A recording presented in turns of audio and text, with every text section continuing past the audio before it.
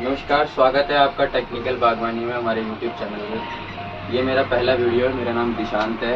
मैं साहिब नर्सरी और टेक्निकल बागवानी का ओनर हूँ। और जैसा कि ये साहिब नर्सरी के बारे में आप ये टी शर्ट भी देख रहे होंगे, मैंने अभी देखी है। तो साहिब नर्सरी के बारे में मैं आपको बाद में बताऊँगा ये कैसे काम करती है और हम क्या करते हैं, ऑन ग्राउंड रहते हैं साहिब नर्सरी के जरिए। टेक्निकल बागवानी मेरा बहुत पुराना फर्म है, लेकिन हमने इस पर कभी काम नहीं किया था। ये हमारा पहला वीडियो है जो हम आप तक पहुंच रहे हैं। आपको पीछे से बैकग्राउंड की आवाज़ें बहुत आएंगी क्योंकि मेरे पास अभी माइक नहीं है। तो मैंने सोचा लेकिन प्रॉब्लम ज़्यादा ज़रूरी है, माइक तो इतना ऑपरेट कर लेना आप लोग।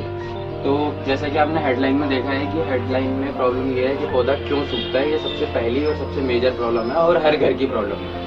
तो मैं आपको ये बता देता हूँ कि 90% लोग पौधे को पानी ओवर वाटरिंग से मार देते हैं, ठीक है, या उनका पीला पड़ता है या हेल्दी नहीं चलता, ठीक है। सबसे पहला कारण है आपके प्रॉब्लम का ये प्लास्टिक का गमला, ठीक है जी। दूसरा कारण है आपका ये चीनी मिट्टी का गमला, ठीक है। आप मॉडर्न लाइफस्टाइल जीना चाहते हैं, हम भी मॉडर्न लाइफस्टाइल जीना चाहते हैं। आप चाहते हैं कि आपके गमले अच्छे दिखें, पौधे भी अच्छे दिखें, लेकिन हम ये भूल जाते हैं कि पौधे को एक अच्छा वेंटिलेटेड गमला चाहिए, जो कि पहले के टाइम में आते थे सीमेंट के या फिर मिट्टी के गमले, ठीक है जी। तो मेरा मानना ये है कि पहले मैं आपको ये 3 चीज़ें क्लियर कर देता हूँ। प्लास्टिक के अंदर पानी नहीं सूखता, चीनी मिट्टी के अंदर पानी नहीं सूखता, और तीसरी चीज़ आपके यहाँ अगर सनलाइट नहीं आ रही है, अगर सनलाइट का प्लांट है तो उसको सनलाइट में प्रॉपर रखना चाहिए। और चौथी चीज़ कि अगर आपका कोई इंडोर प्लांट है तो आपकी ये सबसे बड़ी गलतफहमी है कि आप उसको घर के अंदर रखते हैं। अगर आप उसको घर के अंदर रखना चाहते हैं तो आपका कमरा वेंटिलेटेड होना चाहिए, उसकी नेचुरल लाइट है वो उस पर आनी चाहिए। या अगर आप उसको अंदर रखना चाहते हैं तो आप उसको हफ्ते में 2 या 3 बार, एक दिन छोड़ के एक दिन, उसको बाहर की हवा दिखाएं ताकि उस पर प्रकाश संचलन बने और वो अपना खाना बनाए। प्रकाश संचलन फोटोसिंथेसिस बोलते हैं इंग्लिश के अंदर। तो इसका आपको ध्यान रखना है। हफ्ते में 3 बार अगर आपको उसको अंदर सक्सेसफुली चलाना है तो ये आपको काम करने पड़ेंगे। अब पहली चीज़ कि प्लास्टिक के गमले में चलाएं कैसे और चीनी मिट्टी के गमले में चलाएं कैसे, मैं आपको इसकी एक डिटेल ये वीडियो बनेगी। वीडियो थोड़ा लंबा हो सकता है तो साथ में रहिए, बने रहिए। तो पहली चीज़ ये कि जब भी आप प्लास्टिक का गमला कहीं से लाते हैं उसमें सुराख करने का ऑप्शन दिया होता है, जगह बनाई हुई होती है, जैसे कि आप वीडियो में देखना चाहोगे। तो ये सुराख बनाने का ऑप्शन है। अब आप जिससे गमला लाते हो वो आपको इतनी जल्दीबाजी में गमला देता है कि आप उससे सुराख कराना भूल ही जाते हो। दूसरी चीज़, वो सुराख करता है तो वो सिर्फ एक पेचकस मार के आपको पकड़ा देता है। उस पेचकस से इतना फ़ायदा इफेक्टिव होता नहीं है। आप कोशिश करें कि अपने घर आके या आप उन्हीं से ही ड्रिल मशीन से 3-4 सुराख करा लें इसके बॉटम में। और उसके बाद इसके बॉटम में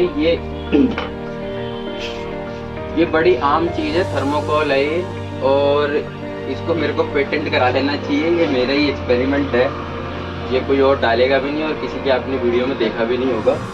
आपने इसके छोटे छोटे टुकड़े करके 1-1 इंची के, 1 बाय 1 इंची के टुकड़े करके इसकी बॉटम में लगा देने, इतने इतने, ठीक है। उससे होगा क्या कि जो आपने सुराख करे हैं ना उस पर डायरेक्ट मिट्टी नहीं आएगी, और पत्थर की जगह आप इसको लगा दोगे, हल्का भी रहेगा और ऑन द स्पॉट आपके घर में भी होगा, कहीं ना कहीं मिल ही जाएगा, ठीक है। और प्लस लाइट वेट होगा, ठीक है। अभी मैं ही आपको प्लास्टिक की जानकारी दे रहा हूँ, इसमें मैं आपको सेरेमिक की एक अलग जानकारी दूंगा, वो आगे बताता हूँ।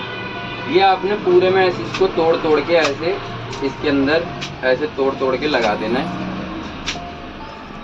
ये इसके अंदर पूरे के अंदर आपको बिछा लेना है, पूरा नीचे नीचे इतना इतना, बॉटम के अंदर इतना इतना, ठीक है जी। जब आप ये लगा लेंगे फिर आपने इसके अंदर मिट्टी डाल ली है। मिट्टी आपकी पानी थी, जो आपकी मिट्टी अगर चिकनी है तो उसके अंदर रेता मिला लो, और बाकी उसके साथ जितना रेता मिलाओगे उतनी ही खाद मिलानी है और उतनी ही मिट्टी, इक्वल इक्वल इक्वल, 1 पार्ट मिट्टी, 1 पार्ट रेता, 1 पार्ट खाद। उसको बढ़िया से मिक्स करना है। मिक्सिंग के तरीके का मैं आपको अलग वीडियो बना दूंगा, मिक्सिंग का क्या तरीका होता है। वीडियो को लंबा ना करते हुए वेल ड्रेन मिट्टी लेनी है आपने, वेल ड्रेन मिट्टी डाली। मिट्टी डालने के बाद आपने अपना पौधा लगाया, वो आपका थर्माकोल जो है उसके अंदर आपका एरिया बढ़ गया वेंटिलेशन होने का।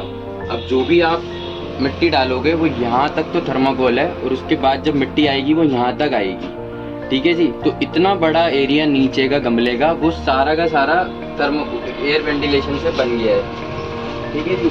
अब फिर आपने इसके अंदर अपना पौधा लगा देना जो भी लगाना है। ये तो हो गई प्लास्टिक के गमले के बाद ये वी शेप का पॉट है। अब इसमें अंदर सेरेमिक के अंदर क्या आपको दिक्कत आती है, वो दिक्कत ये आती है कि आप ऐसे पॉट खरीद के लाते हो, जैसे कि मॉडर्न लाइफस्टाइल है और आप मॉडर्न हो, तो इसमें प्रॉब्लम क्या आती है कि पानी इसके अंदर ऐसे नहीं जाता, ऐसे इसमें सीधा जाता है, इसमें पानी टहलता हुआ जाता है ऐसे, ठीक है जी। तो पानी कुछ यहाँ स्टोर होता है।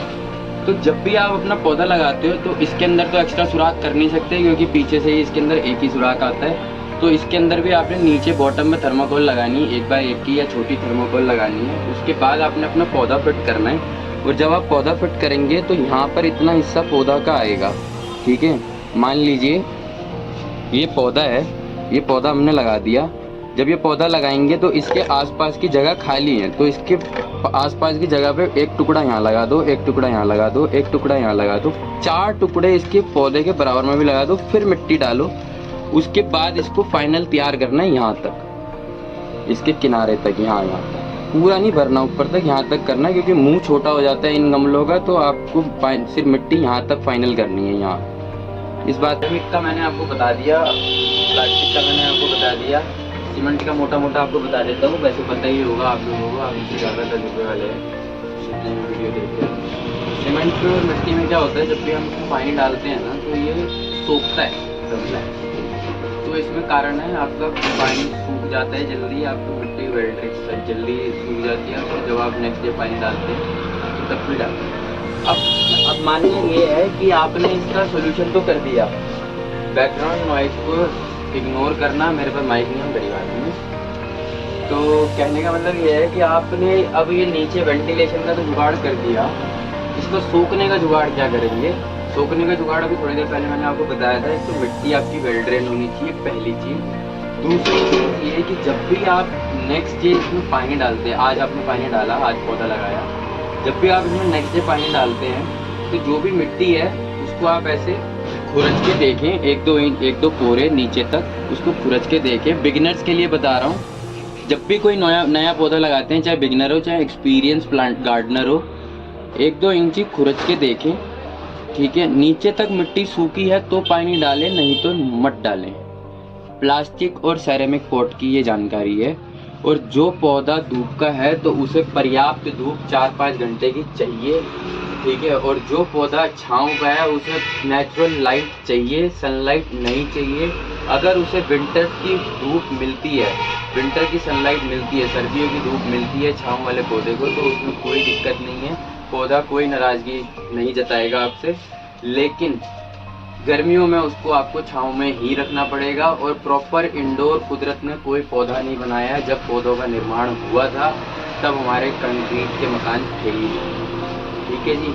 आपने जब पौधे रखने हैं तो मैंने आपको इसका सोल्यूशन बता दिया। इंडोर रखना चाहते हैं तो या तो आप जहाँ रख रहे हैं वो वेंटिलेटेड होना चाहिए, अच्छी लाइट होनी चाहिए, या फिर ये सब नहीं है तो एक दिन छोड़ के एक दिन उसे नेचुरल लाइट में बाहर रखें, धूप में नहीं, ठीक है जी। इसका सोल्यूशन भी मैंने आपको बता दिया है कि ये मिट्टी सूखेगी तो आपने पानी डालना है।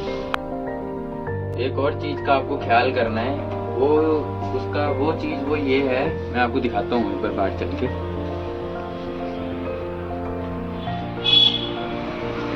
जैसा कि लोग बोलते हैं मेरा सन फेसिंग मकान है, सन फेसिंग है, ये मेरे जो छोटी सी शॉप है टैगोर गार्डन में, ये भी सन फेसिंग वहाँ से होती है, ठीक है।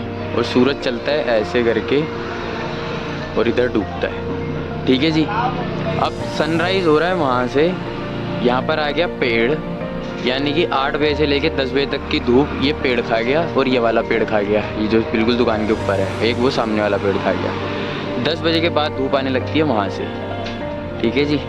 जब वहाँ सूरज होता है ऐसे चल रहा होता है तो वहाँ से धूप आने लगती है, यानी कि 10 बजे से लेके 2 बजे तक की धूप आती है इस पेड़ तक, ठीक है। 2 बजे की धूप आती है। ये रखे मेरे फूलों के पौधे, ठीक है जी। मेरे को इनको बाहर सड़क पे रखना पड़ता है धूप की वजह से, सर्दियों में धूप कम आती है। तो 2 बजे तक वहाँ पे धूप आई और उसके बाद 2 बजे के बाद छुप गई। इसका मतलब ये है कि धूप मेरे पास जो आई थी वो आई थी मात्र 2 घंटे के लिए, 4 घंटे के लिए, 10 बजे से लेके 2 बजे तक, ठीक है। तो इतनी 4 घंटे की धूप सफिशिएंट होती है एक सब फूलों वाले पौधों के लिए। ये भी आपके पौधों के लिए बढ़िया होता है अगर आप इसके ध्यान देते हैं तो।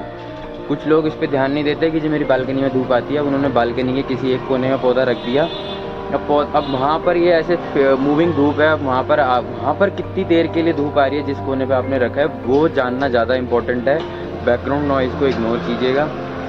वो जानना ज़्यादा इम्पोर्टेंट है कि उस पर्टिकुलर एरिया पे जहाँ आपने अपने पौधा रखा है वो फूल वाला, वहाँ पे कितनी देर के लिए धूप आ रही है। इसको नज़रअंदाज कर देते हैं लोग या पता ही नहीं होता इसके बारे में। तो ये एक छोटी सी जानकारी मैं आपको देना चाह रहा था।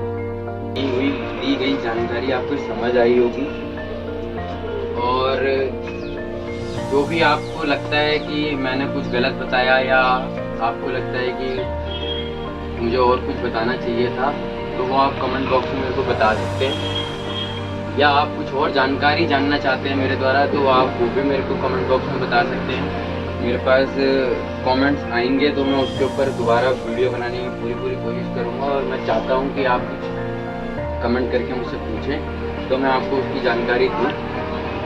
और बस इतना ही कहना चाहूँगा कि अपने पौधों का ध्यान रखें। 90% लोग इन्हीं कारणों से पौधे मार देते हैं, क्योंकि उनको ये मालूम नहीं होता या उनको बताया नहीं जाता। तो ये मेन प्रॉब्लम है। इसमें आपके हज़ारों सवाल ख़त्म हो जाते हैं कि किस पौधे को कितना पानी चाहिए, किस पौधे को कितनी लाइट चाहिए, किस पौधे को कितनी धूप चाहिए।